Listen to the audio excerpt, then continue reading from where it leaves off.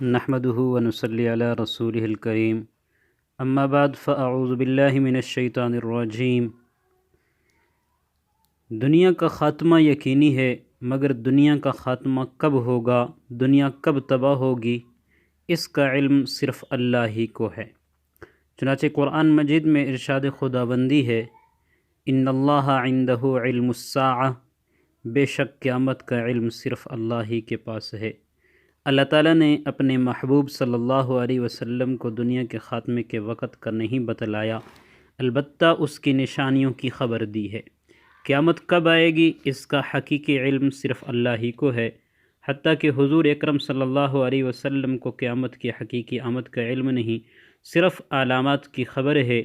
چنانچہ اللہ تعالیٰ نے قرآن میں فرما دیا، اے نبی آپ کہہ دیں کہ اس قیامت کا علم صرف میرے رب کے پاس ہے۔ میں آپ کو قیامت کی 165 چھوٹی اور 10 بڑی علامات کے بارے میں آگاہ کروں گا۔ اگر آپ چاہتے ہیں کہ ہماری ہر ویڈیو آپ تک بروقت پہنچتی رہے تو ہمارے چینل کو سبسکرائب کریں۔ میں نے یہ سلسلہ 2 وجوہات کی بنیاد پہ شروع کیا ہے۔